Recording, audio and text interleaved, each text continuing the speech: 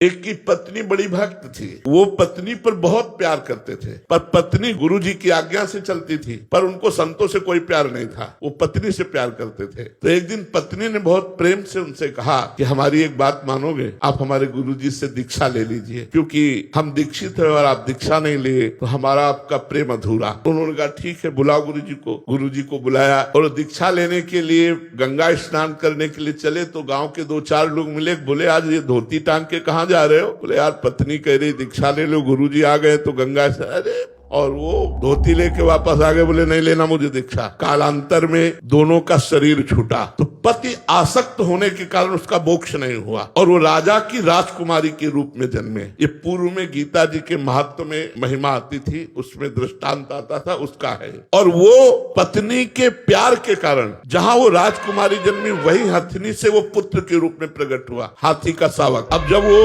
नव युवक अवस्था में हाथी आया और श्रृंगार करके राज सवारी निकली और राजकुमारी सिंहासन पर आरूढ़, तो जे भी उसने देखा तो पूरी स्मृति जागृत हो गई कि ये तो मेरी पत्नी थी। अब ये राजकुमारी और मैं हाथी हूँ, कैसे मिलन हो सकता है? वो चुपचाप सहता रहा क्योंकि कुछ अपनी बात व्यक्त नहीं कर सकता, हाथी रूप में है। अब राजा ने अपनी राजकुमारी का स्वयंवर रचा। जे ही स्वयंवर की घोषणा हुई तो उसने खाना पीना सब छोड़ दिया। वो बहुत ही सुशोभित हाथी के रूप में था। राजा को सूचना पहुंची, राजवैद्यों ने देखा, बोले कोई रोग नहीं। राजकुमारी विज्ञान संपन्न थी क्योंकि भजन करती थी। उसने कहा इसकी औषधि मेरे को पता है, मुझे एक बार इसके समीप जाने दो। नजदीक गए और कान में कहा था गुरुदेव को वरण कर लो। नहीं वरण किया ना तो हाथी की योनि को प्राप्त हुए। सकुचाओ मत, तुम्हारे गले में जयमाला डालूंगी। सकुचाओ मत, स्वयंवर में तुम शोभा के लिए खड़े किए जाओगे और मैं तुम्हारे ही गले में माला डालूंगी और इस जन्म में इतना भजन करूंगी कि आगे जन्म में हम फिर दोनों मिलेंगे। उसने ऐसा ही किया। भजन के प्रभाव से अपने पति को हाथी की योनि से मुक्त करके